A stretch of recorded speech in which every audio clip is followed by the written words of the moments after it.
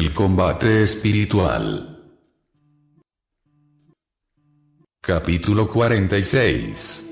Meditemos en una devoción que nos hace mucho bien, la devoción a San José. La experiencia enseña que quien vive junto a un horno que tenga altísima temperatura, necesariamente se conserva con mayor calor que los que están retirados del fuego, y que una tela que se adhiere a un perfume finísimo adquiere también su suave aroma. San José vivió durante muchos años junto al más alto horno de caridad que ha existido en la tierra, que es Jesucristo, y junto a la Madre de Dios, que siempre ardió en amor hacia nuestro Señor y en caridad hacia los demás. Y nadie como ellos dos ha exhalado tan exquisito perfume de santidad. Por eso necesariamente San José tuvo un altísimo grado de amor a Dios y de caridad hacia el prójimo, y se contagió con la santidad de Jesús y María. Imposible que quien se acerca a un grande incendio no participe del calor de sus llamas. ¿Y qué mayor llama de amor sobrenatural puede haber que el que ardió en los corazones de Jesús y María? Y José estuvo allí con ellos durante mucho tiempo. Cuando Dios confiere a una persona una responsabilidad especial, le concede por justicia las cualidades que necesita para ejercer el oficio que se le ha encomendado. Y a San José le encomendó nuestro Señor la altísima responsabilidad de ser el custodio de los dos más grandes tesoros que el Creador ha enviado a este mundo, el Hijo de Dios y la Madre del Redentor.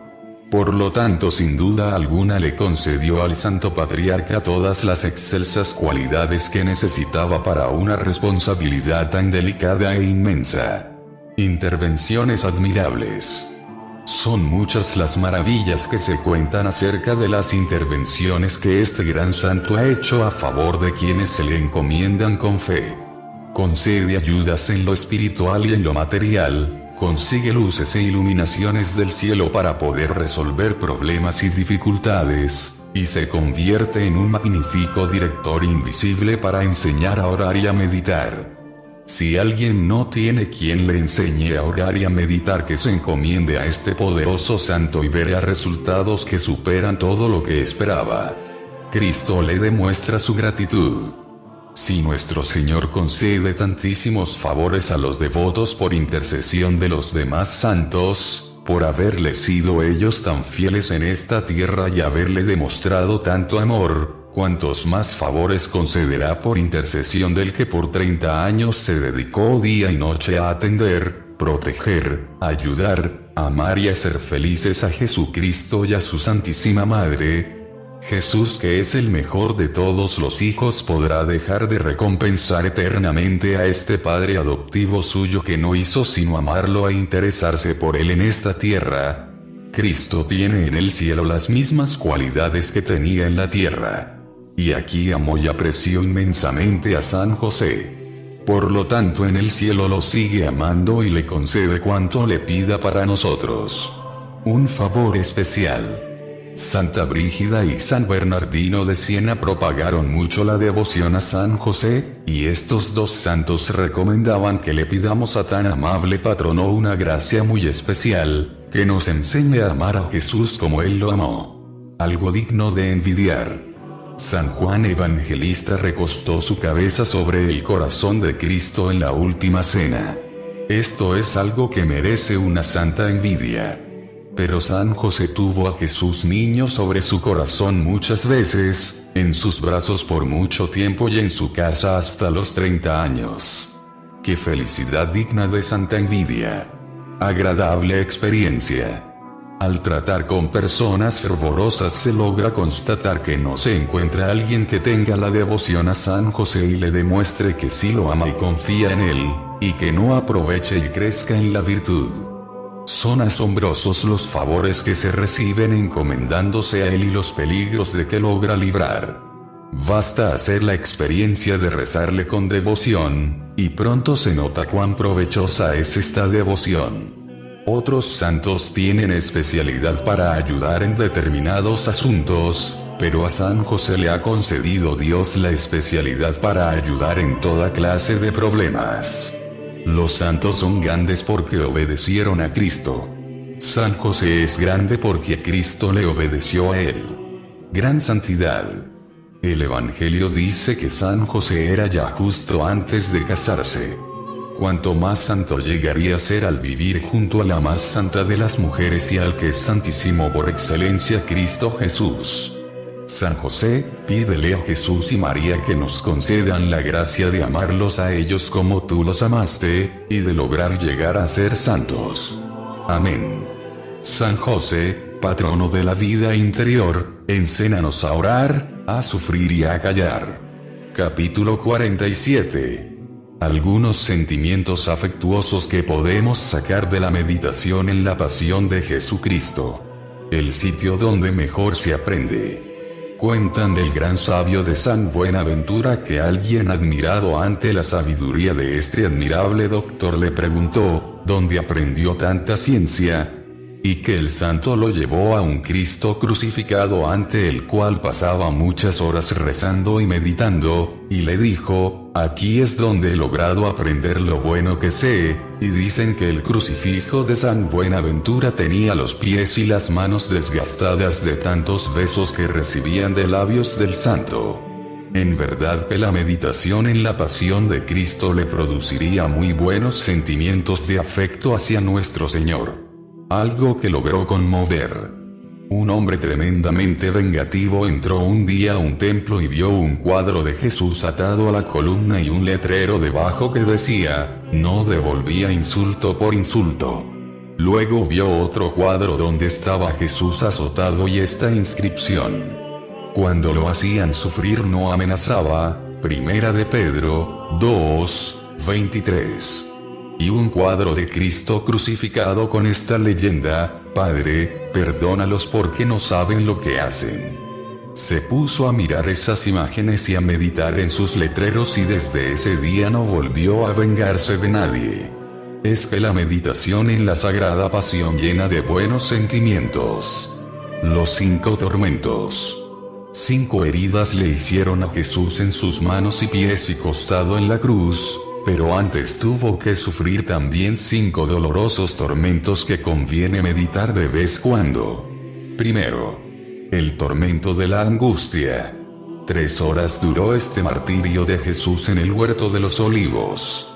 Él quiso padecer en su propia persona lo espantoso que es el sufrimiento de la depresión, de la tristeza, de la preocupación. Como tenía que ser el consolador de todos los que tuvieran que pasar por estos espantables tormentos del alma, los padeció primero, para que no haya pena ni angustia que nosotros padezcamos que él no la haya sufrido primero. Dice la Sagrada Escritura que sufriendo aprendió a comprender a los que sufrimos. De muy pocas personas se cuenta en la historia que hayan tenido una angustia tan espantosa que les haya hecho sudar sangre. Y Jesús la sufrió. En los momentos de tristeza y de depresión pensemos que también, nuestro Salvador pasó por estos padecimientos y en vez de desesperarnos hagamos lo que hizo Él, oremos con confianza al Padre, y seremos consolados por su gran bondad. San Ignacio dice, recordemos que Jesús en el huerto, mientras más grandes eran sus sufrimientos, más y más oraba. Imitémoslo en eso también. 2 grados. El tormento de las humillaciones. Cuando a medianoche del Jueves Santo, Judas lo entregó dándole un beso, empezaron para Jesús las horas más humillantes de toda su vida. Un soldado de Caifás le dio un terribilísimo puñetazo en la cara por haber dado una franca respuesta. Luego fueron pasando senadores, soldados y chusma de toda clase a darle puñetazos y a escupirle en la cara. En las horas de la mañana Herodes lo hizo vestir de loco y así lo pasearon por las calles.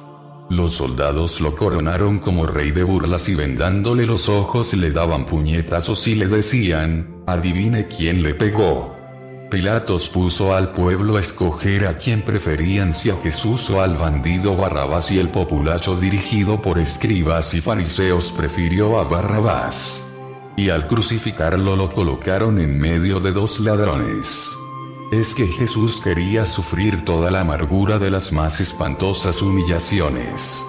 Al contemplar estos hechos admirables sintamos el deseo de aceptar como Él y por amor a Dios y a las almas, las humillaciones que Dios permita que nos lleguen. Tercero, el martirio de las injusticias. Jesús soportó en su sagrada pasión las mayores injusticias. Caifás y los demás senadores llevaron un montón de testigos falsos que inventaban mentiras y que se contradecían unos a otros, y sin permitir defensa alguna condenaron a Jesús a pena de muerte. Pilatos declaró que no encontraba razón alguna para condenarlo, y sin embargo lo condenó a muerte de cruz. Dijo que Jesús era justo y santo, pero lo mandó azotar como si fuera un criminal.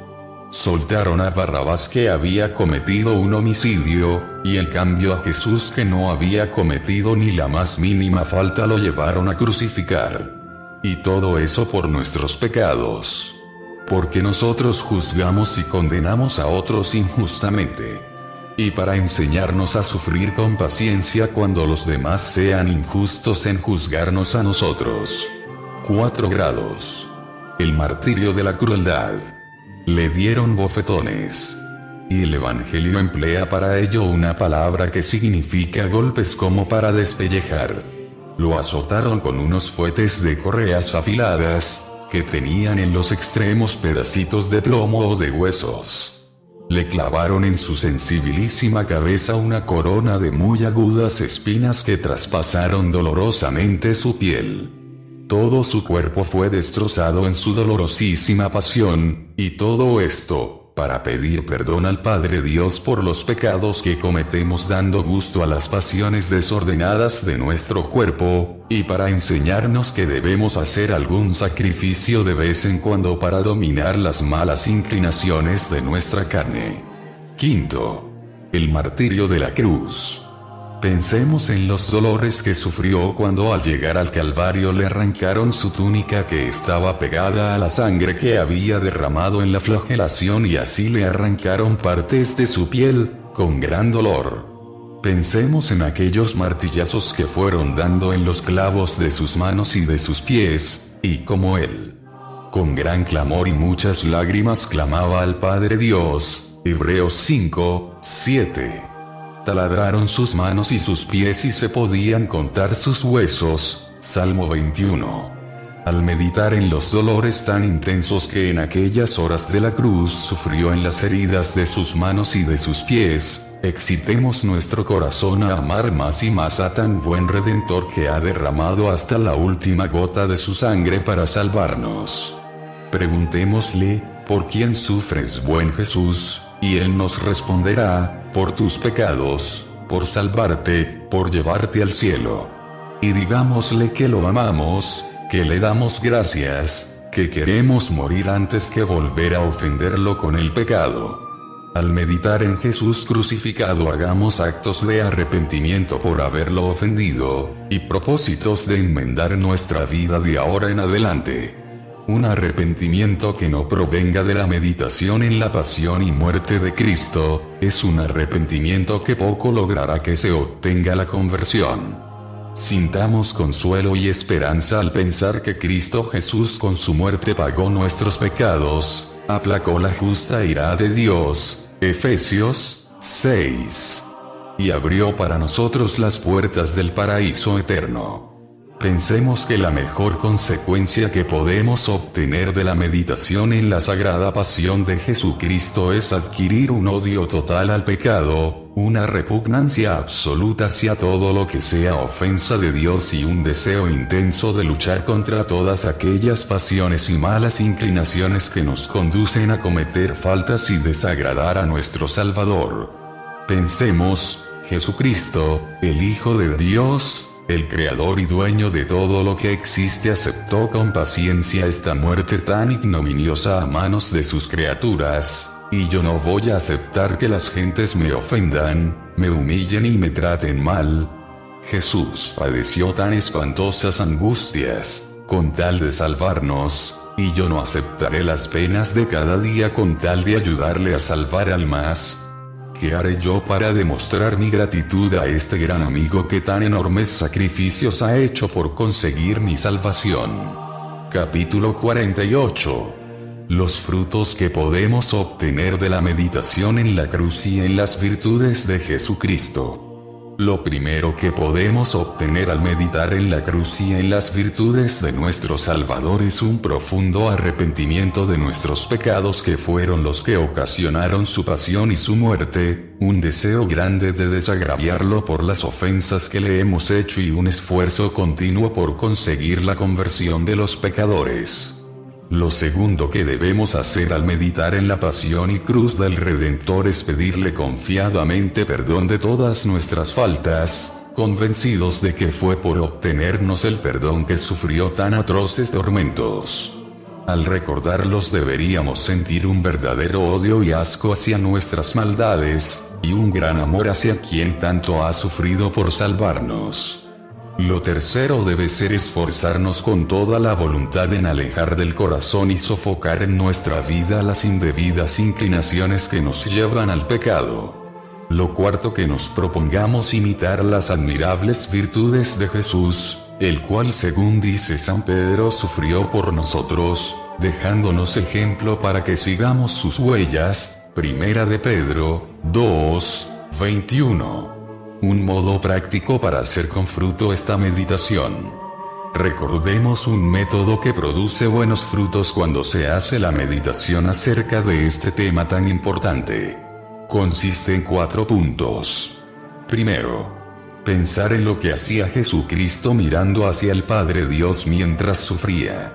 Segundo, meditar en lo que hacía el Padre Dios mientras su Hijo padecía en la cruz. Tercero, pensar en lo que sentía Jesús hacia nosotros mientras padecía su sagrada pasión. 4 grados. Meditar en lo que nosotros debemos hacer por el que tanto sufrió por salvarnos. Primero, Jesús, mientras sufría en la cruz, elevar su mente hacia su Padre, hacia la divinidad infinita de quien dijo el profeta Isaías: todas las naciones son ante él como una gotica de agua, y las islas más grandes parecen un granito de polvo, y toda la tierra es como nada ante él. Isaías 40:17. Y le ofrecía a la santidad de Dios todos sus padecimientos en el desagravio por las infidelidades, las injurias y los desprecios de todas las criaturas humanas, y le daba gracias por sus infinitos favores y pedía que a los humanos concediera la gracia de lograr agradar al Creador y obedecerle. 2 grados. El Padre Dios desde el cielo miraba con gran satisfacción el amor inmenso de su Hijo, que se ofrecía con tan enorme generosidad para pagar ante la justicia divina los pecados de todos los descendientes de Adán. El libro de Génesis dice que Dios, al contemplar desde el cielo la gran maldad de la gente, se arrepintió de haber creado a los seres humanos. Génesis 6:6. Pero después, al ver en la cruz ofrecerse con tan infinito cariño para pagar las maldades de toda la humanidad, el Padre Dios sintió verdadera alegría de haber creado a la criatura humana, porque en este su Hijo preferido encontraba todas sus complacencias, y abrió Dios de nuevo las puertas del paraíso eterno que estaban cerradas desde que Adán y Eva se revolucionaron contra su Creador, y en adelante por parte de Dios ya no hay impedimento alguno para que sus hijos de la tierra vayamos a su gozo del cielo. Basta que queramos ir y que cumplamos su santa ley, pues por su parte, con el sacrificio de Cristo ha quedado totalmente aplacada la justicia divina y amistado el Creador con sus criaturas tan débiles y rebeldes. Tercero, imaginemos qué sentía Jesús hacia nosotros mientras sufría su martirio en la sagrada pasión. Nos veía tan débiles, tan mal inclinados, tan atrozmente atacados por el mundo, el demonio y las pasiones de la carne, tan espantosamente inclinados hacia el mal desde que nuestros primeros padres perdieron la amistad de Dios en el paraíso terrenal. Veía los grandes peligros de condenarnos que íbamos a tener siempre. Observaba claramente la espantosa fealdad de nuestros pecados y la gravedad de nuestras faltas. Sabía perfectamente que Dios perdona pero no deja sin sanción ninguna falta. Éxodo 34:7. y que por tanto las consecuencias de cada pecado son dolorosas y dañinas. Y comprendía también que sin la ayuda del poder divino somos totalmente incapaces de convertirnos y de mantenernos en la amistad con Dios. Por eso durante su sagrada pasión oraba por nosotros. Pedía perdón por todas las culpas de los pecadores y borraba con su santísima sangre la sentencia de condenación que deberíamos haber recibido por los pecados. San Pablo dice en bellísima comparación que Jesús tomó la factura de nuestros pecados y de nuestras deudas para con Dios, la lavó con su sangre y la colgó en la cruz como algo ya cancelado. Colosenses 2:14. Durante su pasión estuvo orando por nosotros los pecadores. Bendito sea. Cuarto. Pensemos ahora qué debemos hacer por el que tanto sufrió por salvarnos. Amor con amor se paga. ¿Qué será lo que Jesucristo quiere que ofrezcamos en respuesta a todo lo que sufrió por redimirnos? ¿Será que aceptamos con alegría y con paciencia la cruz de sufrimientos que Dios permite que nos llegue cada día y así le ayude a salvar pecadores, y disminuyamos las penas que nos esperan para el purgatorio? ¿Será que luchemos un poco más por evitar esos pecados que tanto desagradan a la divinidad? ¿Será que nos sacrifiquemos más generosamente por los demás, a imitación del Salvador que dio su vida por redimirnos? Consideremos la cruz de Jesús como un libro abierto en el cual debemos leer y aprender todos los días de nuestra vida. En la vida de San Francisco de Asís se cuenta que ya moribundo decía: «Tráiganme mi libro». Le llevaron varios libros más, pero él ya ciego los rechazaba. Al fin le acercaron su crucifijo, y entonces llenándolo de besos en sus manos, en sus pies, en sus heridas del costado y en su corona de espinas, repetía gozoso: «En este libro aprendí a amar a mi Redentor». Y murió diciendo al Salvador que lo amaba con todo su corazón. Miremos a Cristo clavado en la cruz y recordemos cuánto nos ha amado, y en cambio digámosle muchas veces: «Te amo, Jesús». Señor, tú sabes que te amo. Oh buen Jesús, que te ame mucho más. Que todos te amemos siempre más y más. Peligro. Puede suceder que nos ocupemos durante buenos ratos en meditar en lo que Jesús sufrió en la cruz, y el modo como sufrió, pero que después cuando nos lleguen penas, sufrimientos y contradicciones, nos dediquemos a renegar y maldecir, como si no hubiéramos jamás pensado en la cruz del Salvador. Entonces nos sucedería como a aquellos militares que ante sus jefes juran y prometen defender la bandera de la patria, pero apenas aparece el enemigo a atacarlos, salen huyendo y abandonan el campo de batalla. Qué triste sería que después de haber contemplado en la cruz de Cristo, como en un espejo, el modo como debemos sufrir, después cuando se nos presente la ocasión de padecer algo, se nos olvide todo y en vez de imitar al Salvador nos dejemos dominar por la impaciencia y el desánimo. A Jesús crucificado pidámosle que nos conceda la gracia de saber sufrir con paciencia y valor como sufrió Él por la salvación del mundo. Capítulo 49. Detalles acerca del sacramento de la Eucaristía. Hasta ahora hemos aprendido a emplear ciertos medios espirituales sumamente útiles para progresar en la virtud y salir vencedores contra los enemigos de nuestra santificación. Ahora vamos a ver el medio más excelente que existe para progresar en perfección. Es la Sagrada Eucaristía. De todas las armas espirituales es la más eficaz para lograr vencer a los enemigos de nuestra virtud y santificación. Diferencia. Los otros sacramentos reciben toda su fuerza en los méritos de Cristo, de la gracia que Él nos ha obtenido y de su poderosa intercesión en favor nuestro. Pero la Eucaristía contiene al mismo Jesucristo, con su cuerpo y su sangre, su alma y su divinidad. Con los demás sacramentos combatimos a los enemigos del alma con los medios que nos proporciona Jesucristo.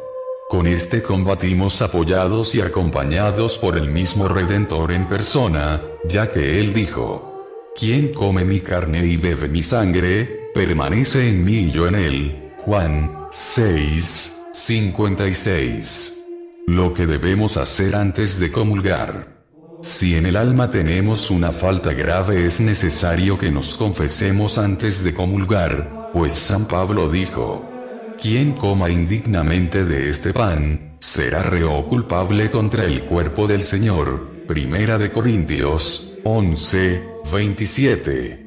Si solamente tenemos pecados veniales, conviene, sin embargo, que le pidamos perdón al Señor por tantas pequeñas infidelidades de pensamiento, palabra y obra que cometemos a diario. Un corazón humillado, arrepentido, Dios no lo desprecia. Salmo 51. Debemos pensar quién viene a quién.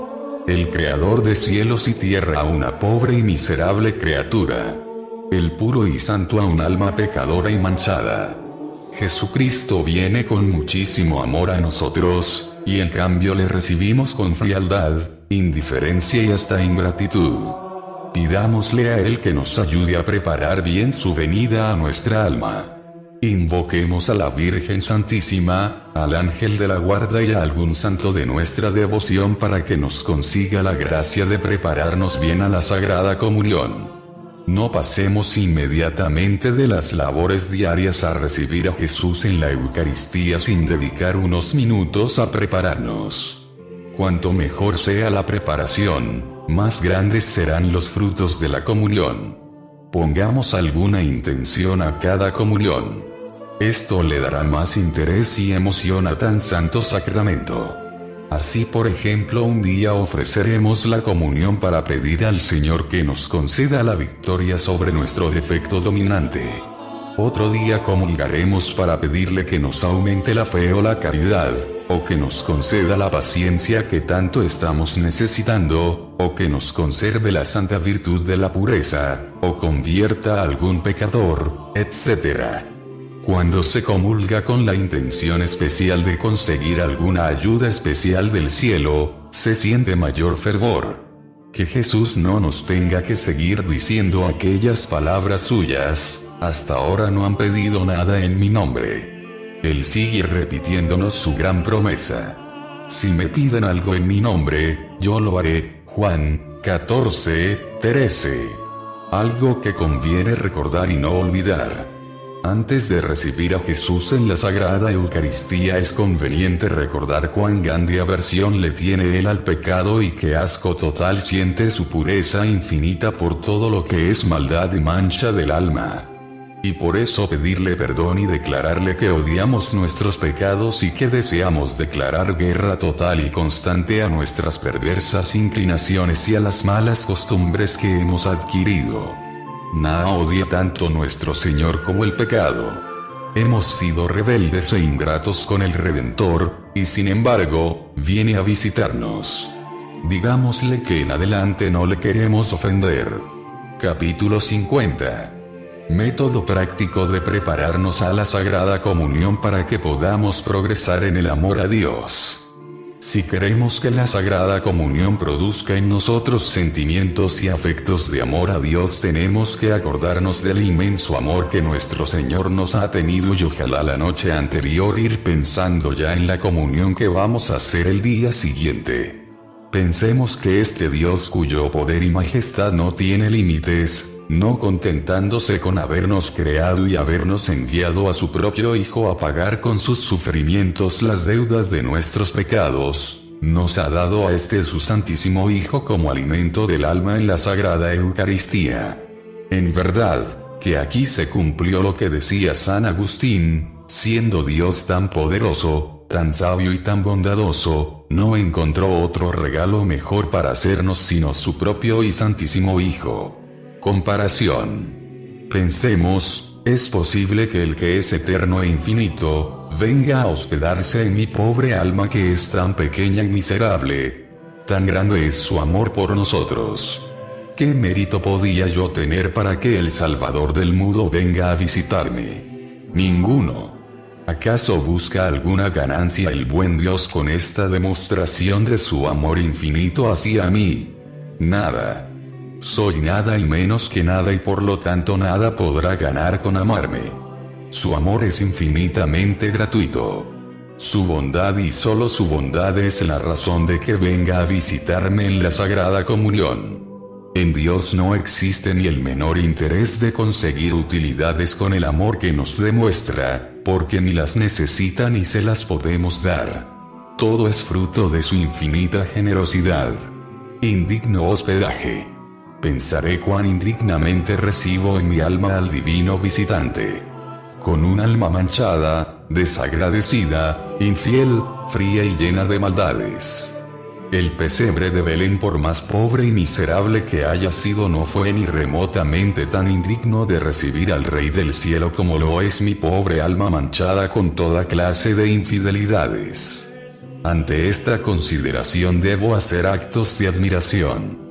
Que el Dios purísimo y santísimo venga a visitar a un alma tan pecadora como la mía. ¿Mayores demostraciones de su amor podría pedirle? Ahora sí que me puede repetir las palabras del profeta: ¿qué más podía hacer por ti que no lo haya hecho? Peticiones. Antes de comulgar, o si se quiere, después, conviene hacer a Jesús sacramentado algunas peticiones como estas: Señor, tú haces el sacrificio de venir a mí. Concédeme que también yo sea capaz de santificarme por ti. Tú eres amor eterno. Haz que este corazón mío, que es como un témpano de hielo, se encienda en amor hacia mi Creador y Redentor. Tú vives eternamente en el cielo. Concédeme la gracia de irme independizando de lo que es meramente mundanal, terrenal y material. Tú te interesas por venir a mí. Haz que yo viva para ti, por ti y en ti. Tú eres la santidad en persona. Líbrame a mí, pobre pecador, de la esclavitud en la que me tienen las pasiones y los vicios. Tú eres la belleza total e infinita. Adorna mi alma con la hermosura de las virtudes. Esto conviene pensarlo ojalá antes de comulgar. Y cuando se llega el momento de pasar a recibir a Jesús sacramentado, pensemos brevemente a quiénes que vamos a recibir. A Jesús, el mismo que estaba en los brazos de la Virgen María en Belén. El mismo que estuvo pendiente de la cruz en el Calvario. El que está resucitado. El Hijo preferido de Dios Padre. El juez de vivos y muertos. El Redentor y Salvador. El más amable y el más humilde de todos seres que ha vivido en la tierra. Y a quien viene a un alma muy pecadora.